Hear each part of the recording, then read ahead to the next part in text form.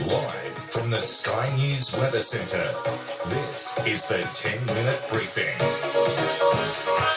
Good morning and welcome to our 10-minute briefing. I'm Janie Seal, joined by our Chief Meteorologist, Tom Saunders. Very happy days today with that rain falling through New South Wales. Janie, good morning to you. Yes, on the briefing we'll be covering this rain event through New South Wales. We've had some big storms overnight. Some of them were severe yesterday through western New South Wales. And it is set to continue for some parts of the state into the weekend. Yes, now we've been seeing some storms as well, haven't we, with the rain event coming through and more to come, and we will cross to Charlotte Mortlock in just a moment. But yes, let's have a look at the western parts of New South Wales. Some great totals already. That's Broken Hill. They had some dust storms yesterday. Following the dust storms, some big storms came through, especially last night. We had some heavy rain across the town. In fact, in one 10-minute period, they had more rain than they had picked up in the entire year so far. And by this morning, they had seen 34 millimetres of rain. The other big fall overnight has been Menindee in the southwest of the state, 50 millimetres of rain. That's their heaviest rain in 2 years. And remarkably, that's double the rain they've picked up so far this year. Let's have a look at the radar because it's quite extraordinary. Haven't seen a radar like this for a while, have we, Tom? Janie, it tells the story. There's a few squall lines going through western New South Wales yesterday.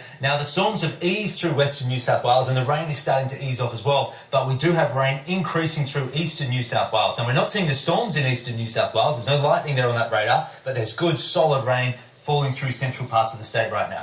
All right, let's head to Charlotte Mortlock, who is in Sydney. We just saw on the radar, Charlotte, the rain falling.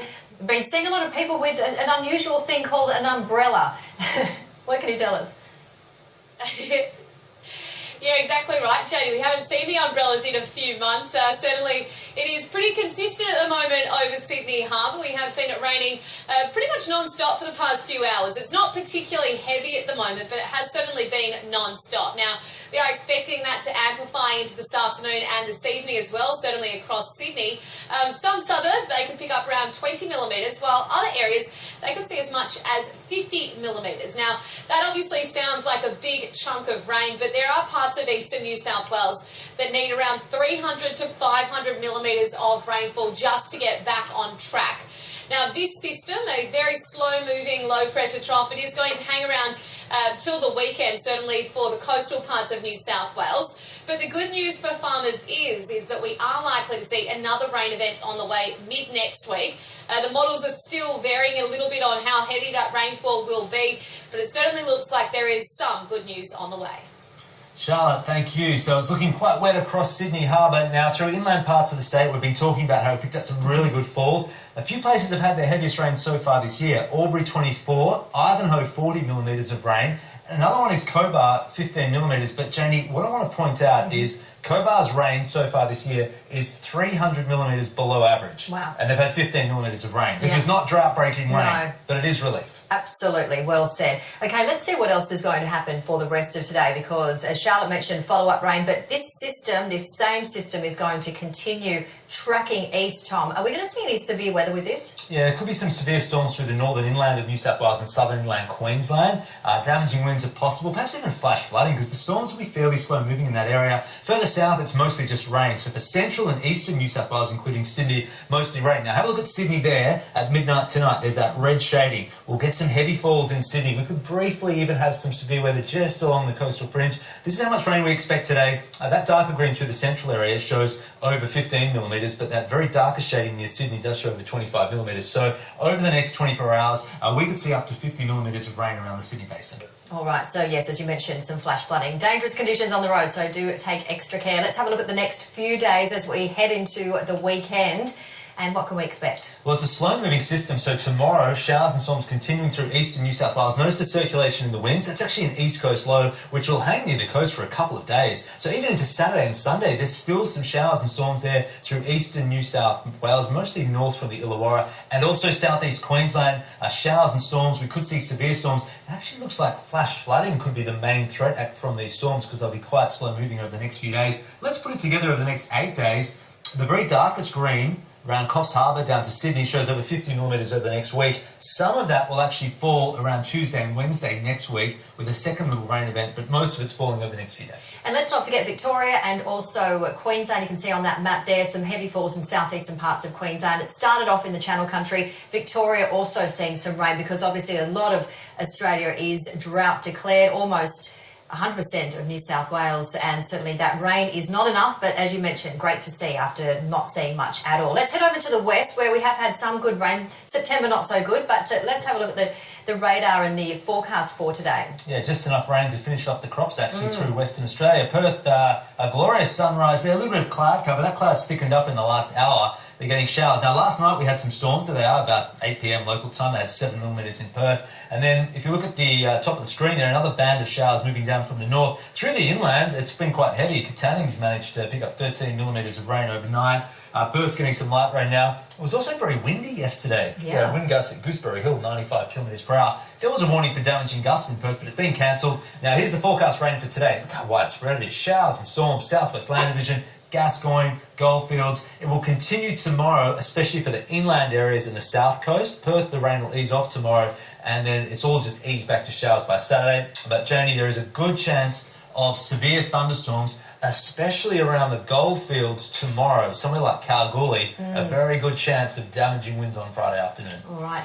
Well, let's head overseas and we'll talk about the devastating earthquake and tsunami that affected parts of Indonesia and also now a volcano. We've got a story to show you now.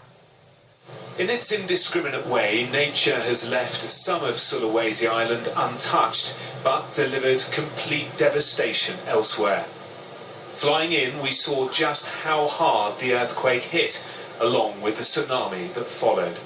The government and aid agencies have a massive job on their hands. So much infrastructure has been destroyed, roads, bridges, that getting help to those who need it is extremely difficult. It's chaos at the airport in Palu, the city worst affected.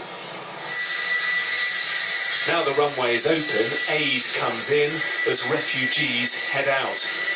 The most severely injured and vulnerable wait patiently to be evacuated. Didi has lost his wife and son. He believes their bodies lie in the rubble of a collapsed building. The president's been to monitor aid efforts. The government's slow response has been criticised, a point I put to a senior member of his team. Now, after 5 days, now it's in order. But I think we have to speed up also. The government also should speed up, especially coordination.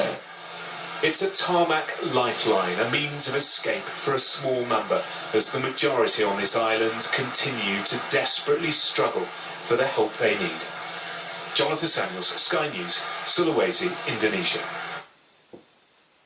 Absolutely unbelievable. Over 1,000 people already died and at least 150 people still missing, and people haven't been eating for days as well. It's just absolutely incomprehensible, isn't it? That's devastating, and because the infrastructure has been torn apart, it's so hard to get help and supplies into those people. So that's a story we'll keep watching.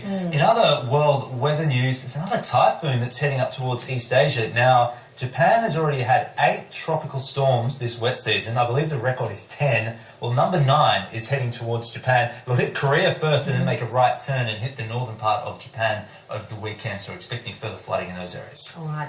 Let's have a look back home, and the rain, well, not so much for central and northern Queensland today, but the southern areas getting some rainfall, and it's going to spread across that southeastern corner of the country. Do you think we'll have any severe storms today for southern inland areas of Queensland, Tom? It is quite likely. The storms won't be as intense as what we had last week during that storm outbreak. It's more rain with the odd storm. So through the Maranoa, Warrego, heading towards the Darling Downs later today, and then eventually to southeast Queensland by tomorrow. We've got rain across New South Wales. It will clear from the west through the day. Moderate to heavy falls in central and eastern districts. But storms through the north of the state, that could mean some good falls also through northern parts of New South Wales. Now, we are expecting isolated light showers over the eastern and southern parts of Victoria today. There's really not much in this for you. It's quite a cool day with southerly winds, 16 in Melbourne to 4 below average. Also cool across Tasmania. It was a cold start. Hobart dropped to 3. It's the coldest it's been this late in spring since 2011. So that frosty spring continues. The odd light shower for the southern Australian coastline today. It's actually quite cloudy through much of the state, and it is cool. Maximum temperatures in the high teens for the southern areas. Showers and thunderstorms through the southwest land division across the Gascoyne and the Goldfields today. We could see some severe weather, especially for the inland areas. And for the NT, well, it might be the wet season, Janie, but it feels like the dry season. And a little bit cooler for Alice Springs today. Is that right? They're cooler than yesterday, are they? About 2 degrees below average. Is We that can't right? leave them out. Just because they haven't got any major weather, we always Janie have to Steele leave them. loves to tell you what Alice Springs is I just compared don't want to average. leave anyone out. I'm Our just trying Alice to... Springs weather reporting specialist, Janie Steele. We will continue to look at our radars across, not Alice Springs because there is no rain, but in New South Wales, We should Queensland, show the Victoria. radar anyway to show that there's no rain. We should, indeed. Thank you for watching. We'll see you soon.